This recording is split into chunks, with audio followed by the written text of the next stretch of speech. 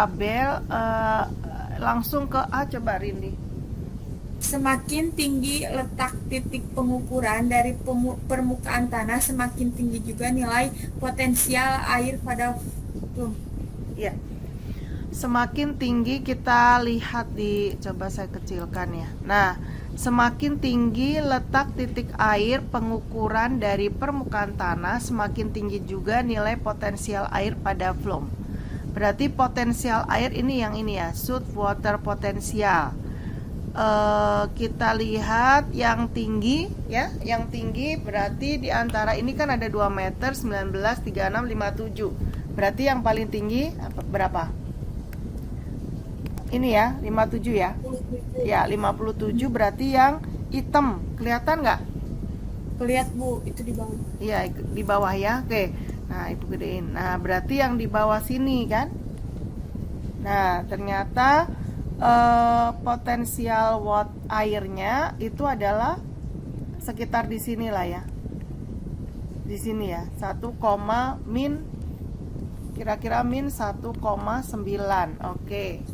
Berarti kita lihat pernyataannya, semakin tinggi letak titik pengukuran dari permukaan tanah ya, tadi yang 57 meter itu, semakin tinggi pula nilai potensial air pada volume. Bener nggak? Semakin tinggi pula min 1,9. Salah Bu. Salah ya. Oke, jadi min 1 sama min 1,9 tinggian mana?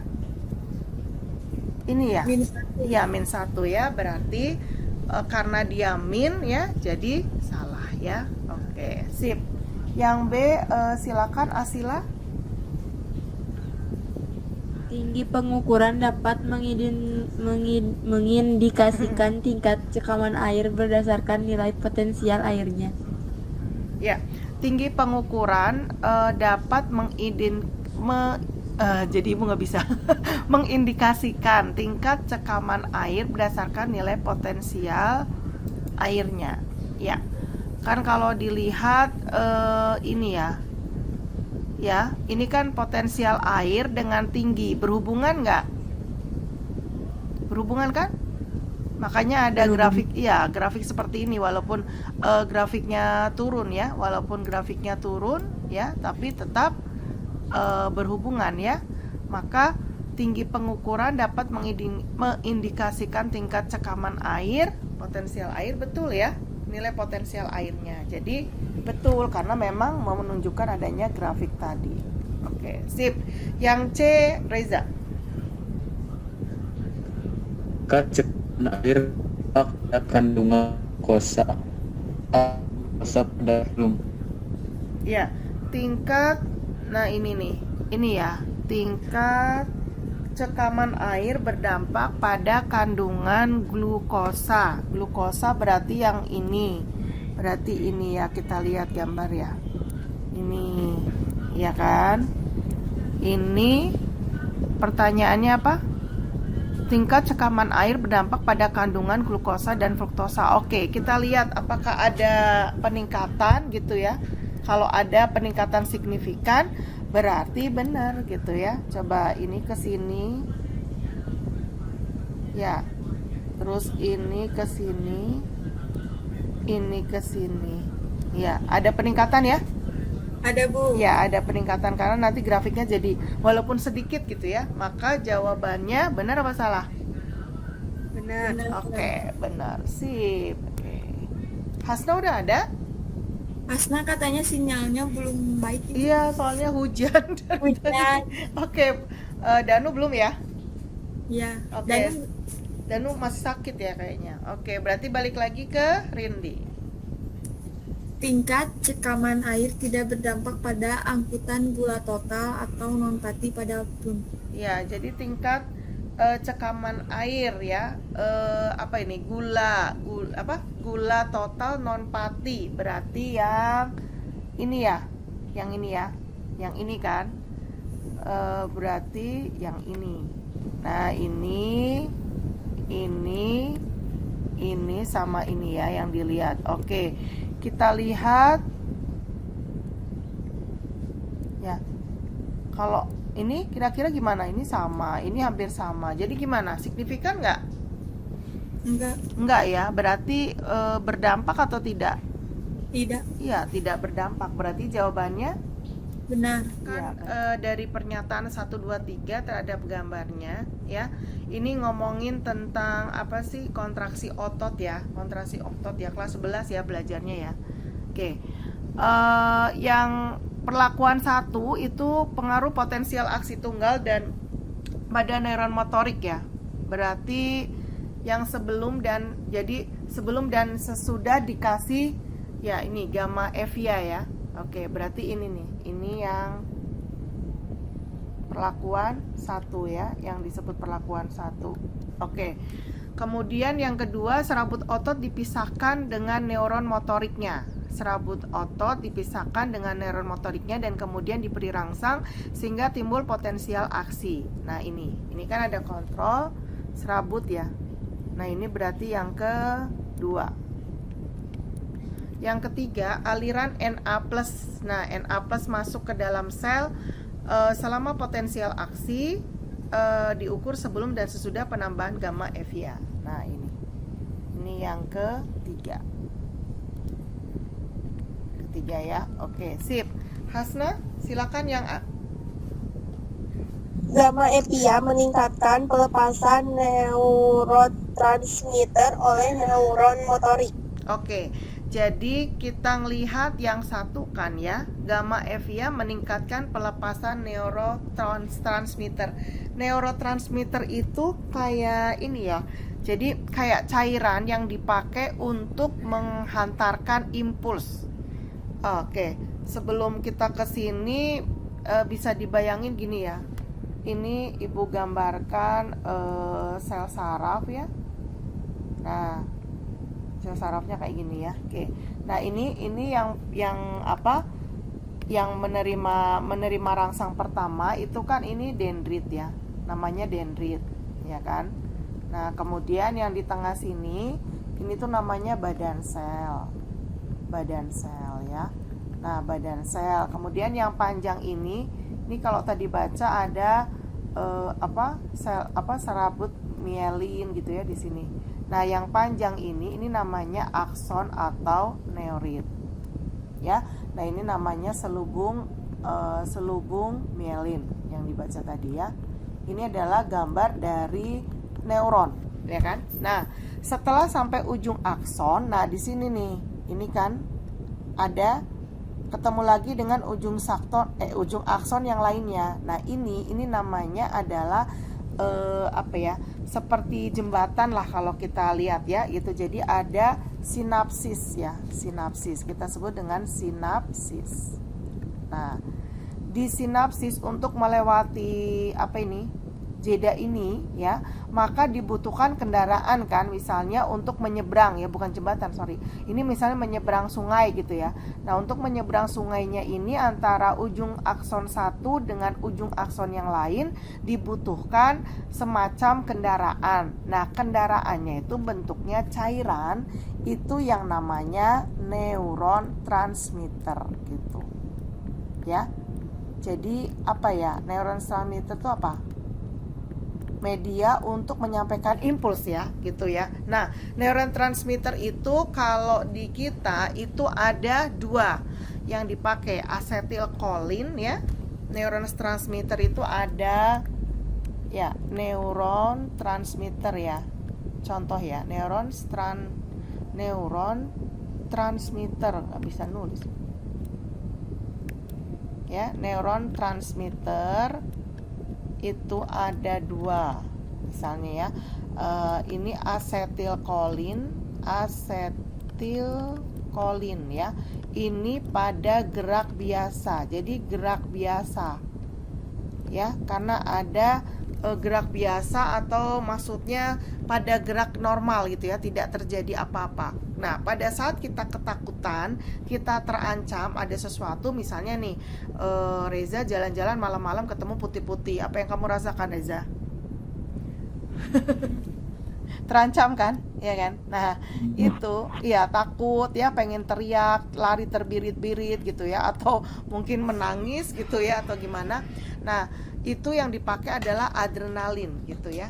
Ya, itu Ibu hanya sekilas neurotransmitter terutama untuk yang kelas 10 karena memang belum belajar ya. Kecuali mungkin belajar di kelas 8 SMP. Tuh ya. Oke ya. Nah, sekarang yang kalau percobaan di sini itu yang menggambarkan neurotransmitter ini. Nah, ini. Nah, ini ya. Ini ya. Jadi kalau sebelum dikasih apa sih ini? Ini kan ini ya, si siapa perlakuannya tuh apa? Alfa gamma ya. Gamma evia ternyata neurotransmitternya itu satu. Nah, setelah dikasih gamma evia, nah lihat nih, neurotransmitternya berapa ini? Banyak kan? Gitu ya. Oke, jadi yang A, gamma evia meningkatkan pelepasan neurotransmitter oleh neuron motorik, bener nggak? Bener? Benar. Iya, bener ya. Karena memang banyak ininya kalau dilihat dari gambar ya. Oke, kalau bingung neuron motorik itu apa sih? Contohnya apa neuron motorik? Otot ya, otot ya, yang menggerakkan gitu kan, otot ya. Kalau yang menerima rangsang itu neuron sensorik gitu ya.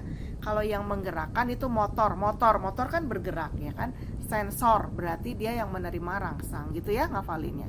Oke, yang B berarti balik ke tadi yang belum siapa? Balik lagi aja. Oh, Asila. Oke, Asila ya. Asila yang B.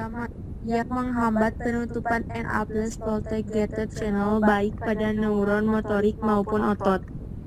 Oke, jadi gamma evia menghambat penutupan. Nah, ini kalau penutupan Na voltage gate channel baik pada neuron motorik maupun otot. Nah, ini lihat ya.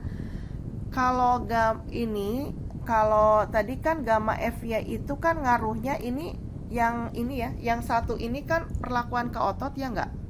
Nah, ini nih pada neuron motorik, berarti yang satu ini adalah otot ya. Memang betul neurotransmitternya jadi banyak ya kan. Nah, sekarang yang kedua ini pada potensial aksi. Nah, ini serap neuronnya. Berarti kalau yang ini adalah pada saraf ya. Pada saraf. Pada ini pada otot, pada saraf. Sebentar.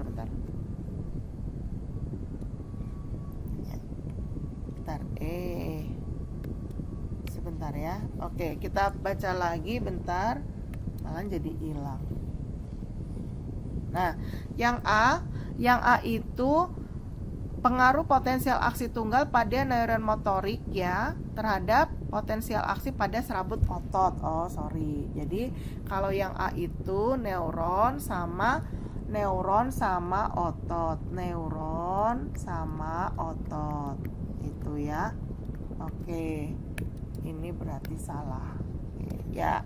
Terus yang kedua, serabut otot dipisahkan dengan neuron motoriknya. Berarti cuman pada serabut otot ya, karena neuron motoriknya dipisahkan. Berarti yang kedua ini adalah buat otot aja. Ya. Yang ketiga, aliran Na pada neuron motorik. Neuron motorik berarti dia saraf aja. Perlakuannya ya, saraf. Saraf neuron ya, karena di sini tulisnya neuron. Berarti ini pada neuron yang ketiga. Nah, yang kedua ini, yang B ini, gamma evia menghambat penutupan Na voltage gate channel baik pada neuron motorik maupun otot. Jadi maksudnya yang B ini apakah si gamma evia itu berpengaruh pada neuron nggak berpengaruh pada neuron motorik sama otot gitu. Kalau kita lihat kan, kalau pakai neuron sama otot itu dia gamma evia berpengaruh. Tapi kalau ototnya saja, lihat ototnya saja, ini kontrolnya di sini, gamma evianya di sini, berarti ngaruh apa enggak? Enggak ya? Enggak kan? Enggak. Ini tidak berpengaruh gitu. Jadi kalau ototnya saja tidak berpengaruh. Jadi ngaruhnya kalau ada neuronnya atau ada sarafnya. Jadi kalau gamma evia menghambat penutupan NA voltage gate channel baik pada neuron motorik maupun otot. Padahal gamma evia itu maunya ada neuronnya ya kan? Yang penting kan ada neuronnya kan? Ini neuron-neuron bisa ya. Ini kan ada perbedaan ya. Kalau ini kan sama. Jadi kalau pada saat ototnya doang ternyata sama gitu. Jadi salah apa benar? Salah ya, karena ototnya nggak ngaruh ternyata, cuma neuron gitu ya. Neuron sama otot ngaruh, ototnya nggak ngaruh, neuron ngaruh. Berarti kuncinya ada di neuron. Oke. Yang C berarti Reza ya. Penyuntikan gamma evia pada dosis tertentu dapat meningkatkan pergerakan pada hewan menjadi lebih aktif. Ya, arti dari kata aktif di sini adalah banyaknya neurotransmitter. Neurotransmitter yang dihasilkan itu kan berarti banyaknya aliran rangsang kan? Karena adanya rangsang, karena adanya banyak aktivitas gitu ya. Jadi benar apa salah? Ini kan? Ya. Jadi setelah dikasih yang bagian sini nih, setelah dikasih gamma evia apa yang terjadi? Neurotransmitternya banyak kan? Berarti dia akan lebih aktif ya. Jadi yang C Benar. ya benar ya. Oke. Yang D berarti balik Rindi ya. Ya, Bu. Ya. Gamma evia kemungkinan mempersingkat durasi potensial aksi pada neuron motorik. Ya. Gamma evia kemungkinan mempersingkat durasi potensial aksi pada neuron motorik ya. Karena kalau yang namanya mempersingkat itu ya sepertinya seperti ini nih. Nah ini mempersingkat berarti dia hanya memiliki satu neurotransmitter. Ya berarti singkat gitu loh. Sedangkan kalau kita lihat di grafik atas, kalau kita kasih gamma evia, maka gimana nih? Neurotransmitternya gimana? Banyak kan? Ya banyak ya. Kalau banyak berarti otomatis dia ini ya, durasinya akan lama ya. Jadi kalau gamma evia kemungkinan mempersingkat durasi, benar apa salah? Salah ya. Oke, harusnya memperlama ya. Pekerja langsung ke Iya boleh karena nggak ada yang dibaca soalnya. Ya. Pekerja Trans Papua yang baru sampai di Pegunungan Tengah Papua akan mengalami hiperventilasi yang disebabkan oleh adanya sinyal melalui jalur B. Ya, hiperventilasi itu kira-kira apa? Hyper itu artinya apa? Hiper. Tinggi apa rendah? Tinggi.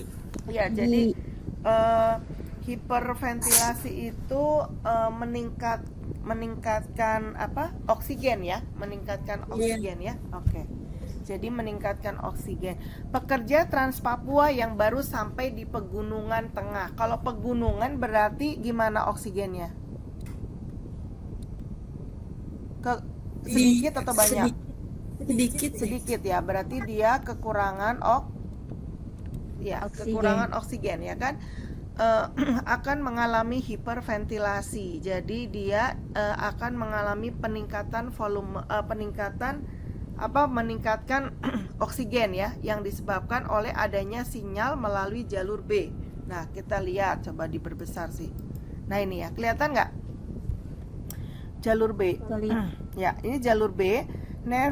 Sinyal untuk mendeteksi adanya O2, level O2 yang rendah gitu. Ya, berarti benar ya. Ya kan sinyalnya untuk O2 yang rendah, maka dia akan melakukan hiperventilasi ya, karena dia merasa bahwa oksigennya sedikit. Ya kan, berarti dia akan meningkatkan oksigen. Jadi yang A ini benar apa salah? Benar. Ya, benar. Oke, sip.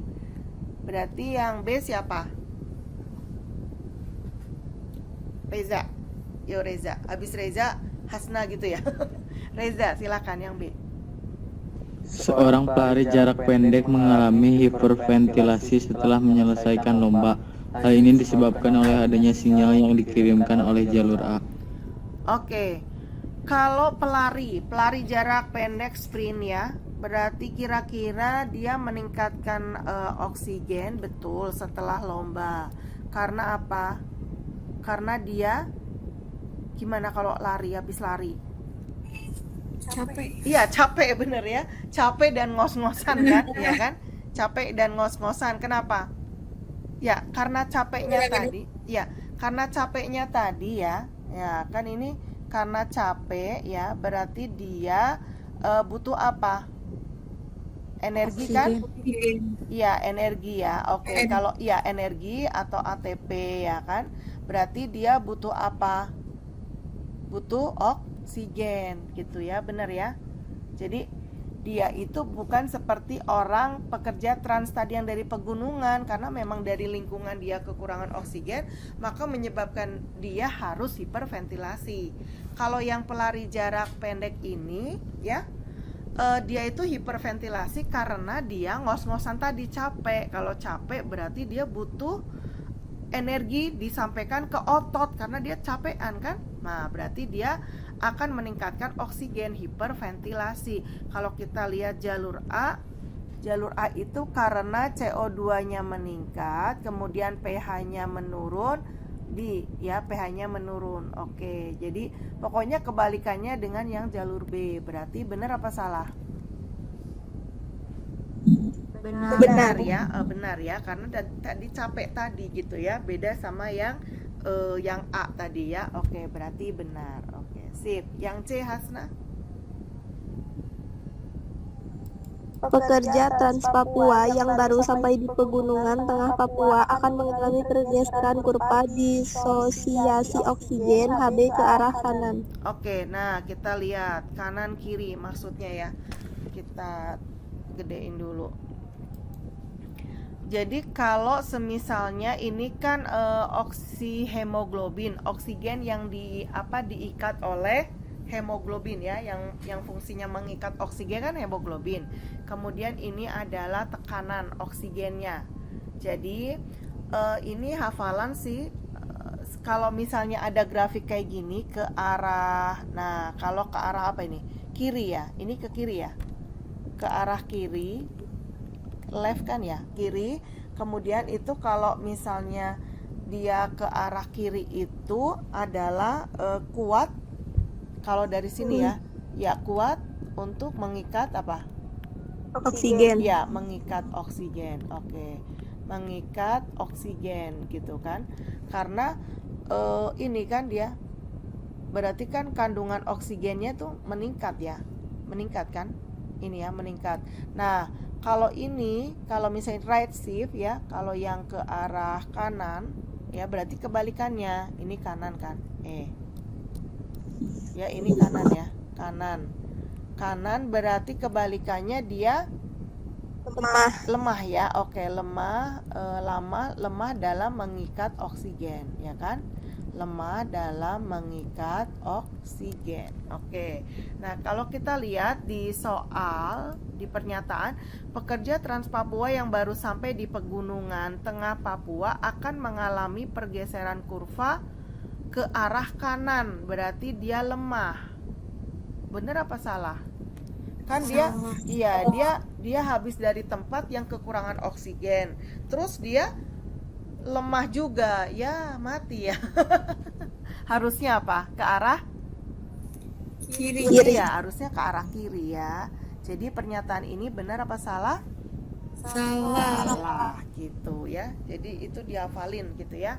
Oke, jadi dia harusnya ke arah kiri. Oke, sip. Berarti yang D, Rindi lagi ya. Sehabis berlari, kurva disosiasi oksigen HB, pelari jarak jauh bergeser ke arah kanan. Ya, kalau habis lari tadi kan beda kasusnya. Habis lari mah karena dia membutuhkan apa ini? Membutuhkan karena dia capek tadi kan, karena dia capek terus dia membutuhkan apa? Energi ya. Energi. Ya, membutuhkan membutuhkan energi ya. Membutuhkan energi. Jadi intinya gini, kalau yang lari ini dia itu CO2-nya increase, artinya CO2-nya itu naik kan?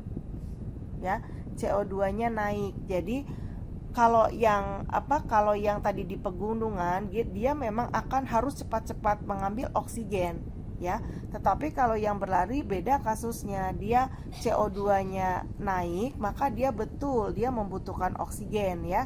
Tetapi dia tidak begitu kuat gitu ya, cepat-cepat mengambil oksigen gitu. Tetapi dia lebih ke kemana? Ke arah kanan ya. Iya. Kunci jawabannya Jadi apa? lemah. Ya, kunci jawabannya apa? Benar. Benar ya. Oke, benar. Sebentar, tapi logikanya itu kayaknya Ibu rada salah nih ya. Kenapa dia lemah? Dia lemah mengikat oksigen karena oksigennya itu harus cepat-cepat dilepas ya. Dilepas kemana? Ke otot ya? Otot ya. Ya, dilepas ke otot gitu ya. Karena kalau di otot nanti dia akan mengalami respirasi aerob ya. Mengalami respirasi aerob menghasilkan apa? Energi atau ATP gitu ya. Oke ya. Jadi kalau intinya yang dibutuhkan oleh yang berlari itu adalah otot. Yang paling utama adalah otot. Tapi kalau yang pegawai Trans Papua ini seluruh tubuh, karena memang dia kekurangan oksigen gitu ya. Jelas ya. Jadi perbedaan antara yang di pegunungan dengan yang berlari ya. Oke, jadi jawabannya BBSB. Pemotongan rambut domba meningkatkan transfer panas dari tubuh domba ke lingkungan. Pemotongan rambut domba meningkatkan transfer panas dari tubuh domba ke lingkungan. Betul nggak? Domba rambut domba itu fungsinya buat apa sih ini? Rambut ya. Rambutnya segini banyak. Buat apa? Menahan panas apa dingin? Dingin.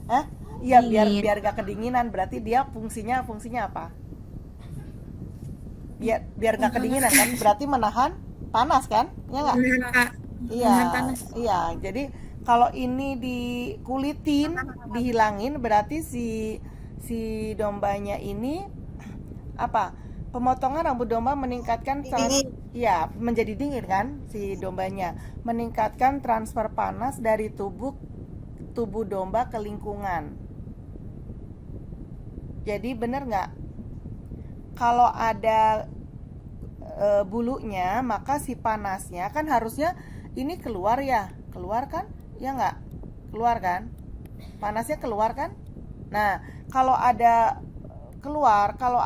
bulu balik lagi, keluar balik lagi, jadi dia tetap anget gitu ya. Kalau ini nggak ada bulunya ya kan, nggak ada rambut. Kalau bulu ya, kalau bulu mah aves ya, burung nggak ada rambutnya, maka gimana ya kan, jadi dia keluar ya, nggak bisa ditahan kan. Berarti benar apa salah? Benar. Iya benar ya, ke lingkungan. Benar. Oke. Yang B berarti harusnya tadi Asila baca soal ya. Asila deh yang B kan.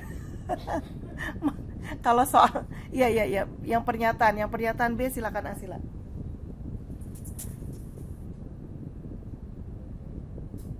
Yang B.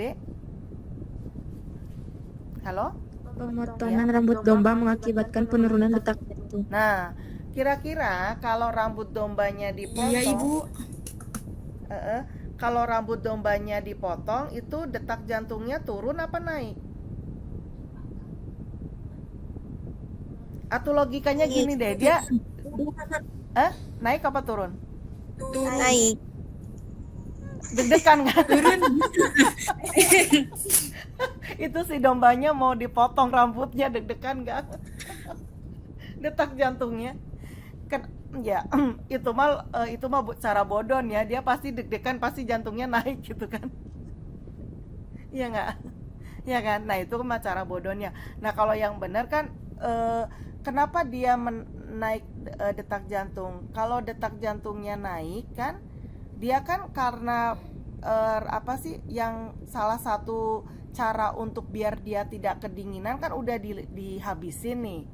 Otomatis dia harus membuat dirinya tetap hangat kan. Nah, kalau membuat dirinya tetap hangat berarti logikanya gimana? Dia harus banyak aliran darahnya terus kan? Aliran darahnya harus terus kan?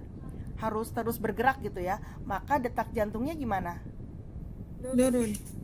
Aliran darahnya terus gitu. Naik.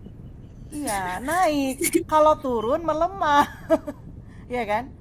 Iya, jadi kalau kita apa sih? Coba gini aja, bayanginnya gini. Kalau kamu di daerah panas, nafasmu gimana? Nafasnya Cepat. Nafasnya cepet. Detak jantungnya cepet nggak? Cepat. Kalau di daerah dingin, cepet juga.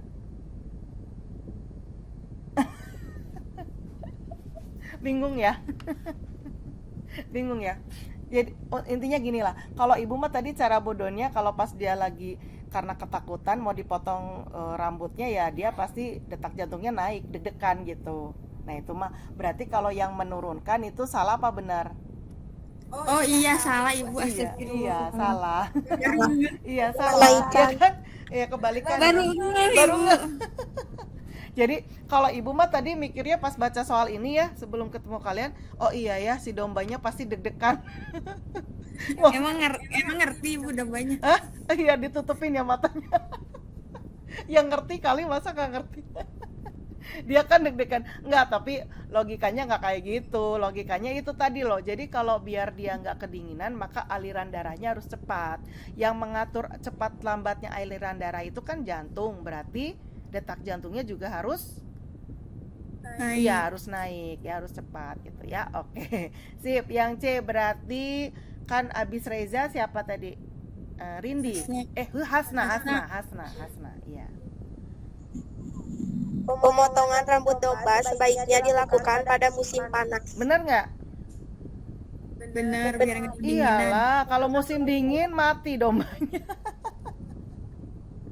Ya, gitu aja ya. Oke. Jadi karena yang untuk menahan panas kan ibaratnya itu kan sebagai selimutnya dia tuh. Selimutnya dia udah dilepas ya. Kalau di musim dingin bahaya, bisa mati dombanya ya, kedinginan. Oke, sip ya. Ya. Berarti sekarang yang siapa?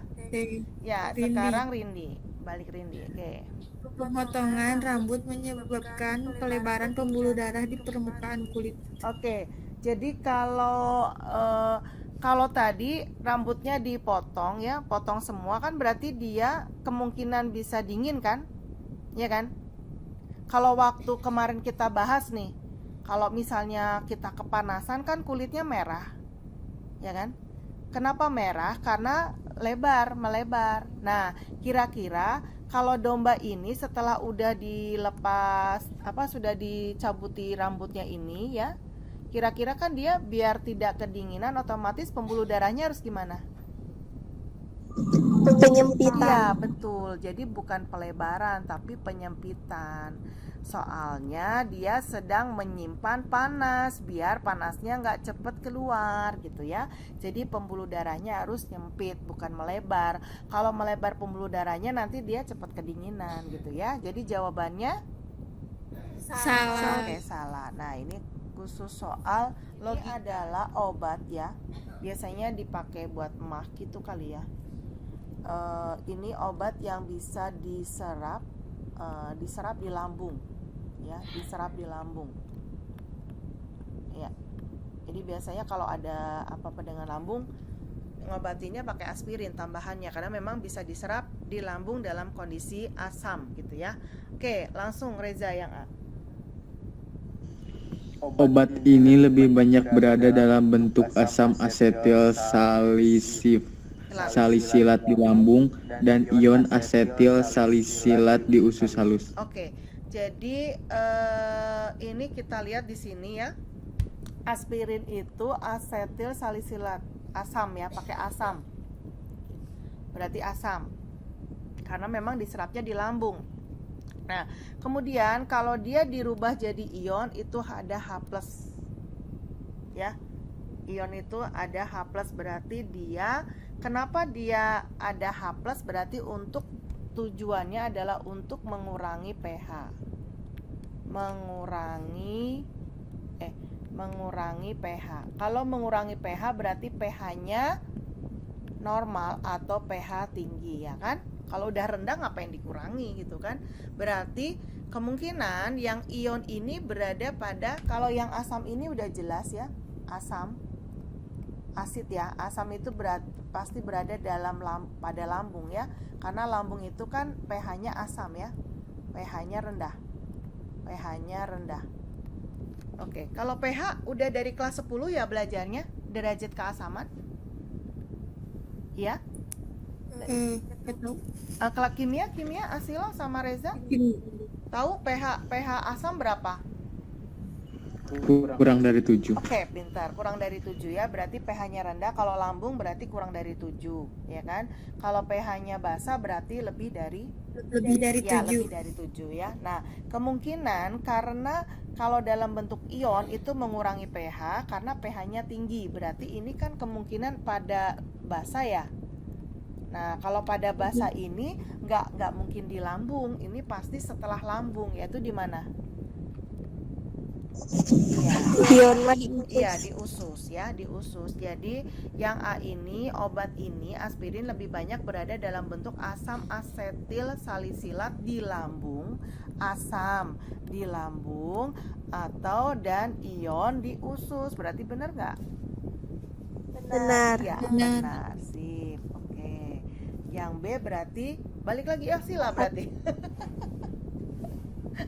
Karena Asila saya baca ya. Ya. Ion asetil salisilat lebih mudah diserap oleh sistem pencernaan daripada asam asetil salisilat. Oke, ion itu lebih mudah diserap ion daripada dalam bentuk asam. Bener nggak? Kalau dalam bentuk ion ya, ion itu kan ini ya. Nah, aslinya kan asetil salisilat ya kan? Asam asetil salisilat. Kemudian asetil salisilat asid ya. Indonesianya kan asam asetil salisilat, ya kan? Kemudian dirubah jadi ion asetil salisilat ditambah asamnya dikeluarin jadi H+. Kira-kira lebih mudah dalam bentuk ini ya atau ini atau ion? Ya, kalau yang cara ngafalinnya gini sih sebenarnya.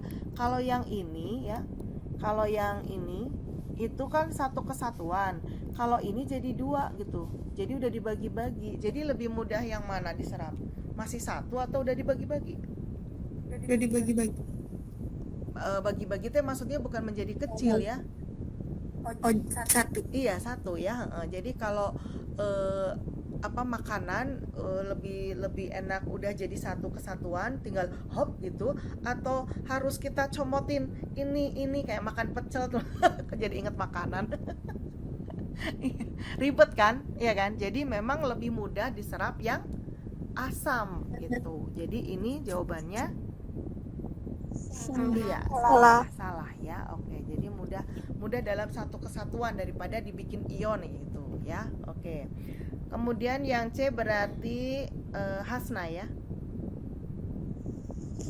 Setelah diserap oleh sel-sel epitel penyusun saluran pencernaan, obat tersebut akan lebih banyak dalam bentuk ion asetil salisilat di sitoplasma. Ya, sitoplasma. Nah, kalau dalam bentuk ion tadi berarti kira-kira pH-nya gimana? pH-nya tinggi kan? Kalau pH tinggi berarti kemungkinan apa? Basa ya? Iya, basa ya, pH tinggi. Oke. Jadi kalau di sitoplasma ya pH tinggi atau netral ya. Nah, sitoplasma juga pH-nya tinggi atau netral. Gitu. Jadi benar apa salah? Benar. Ya, benar ya, karena dalam bentuk ion. Kalau dalam bentuk ion berarti dia dalam bentuk netral atau basa. Oke, benar. Berarti sekarang Rindi ya. D. Konsumsi aspirin dengan dosis berlebihan dapat memicu terjadinya pendarahan dan tukak lambung atau luka pada lambung. Ya, jadi aspirin itu kan sifatnya apa? Tadi asam kan? Asam kan? Asam. Nah, asam. Oke. Kemudian karena dosisnya dosisnya terlalu tinggi gitu ya. Maka si lambung ini kan memang dia menyerap asam kan. Jadi asamnya itu terlalu tinggi gitu loh. Nah, kalau asamnya terlalu tinggi itu bisa menyebabkan betul perih gitu ya. Tukak lambungnya luka gitu ya, perih gitu ya, atau terjadi pendarahan tadi gitu ya. Padahal kan tujuan dari aspirin itu kan untuk mengurangi adanya inflamasi atau peradangan. Jadi misalnya ada orang yang lambungnya itu terjadi meradang gitu ya. Meradang itu mungkin bisa karena mah gitunya atau gimana. Nah, makanya dia dikasih aspirin. Tujuannya adalah supaya obat aspirin itu keserap di lambung. Tapi karena tadinya pikir gini, biar cepat sembuh deh, aspirinnya banyak aja gitunya. Nah, ternyata si asam yang berlebihan itu justru akan memperparah inflamasi. Makanya jadi terjadi apa? Luka gitu ya. Oke, jadi benar ya? Benar ya? Oke. Jawabannya benar kan? Sip? Benar, Iya, Bu. oke, sip. Berarti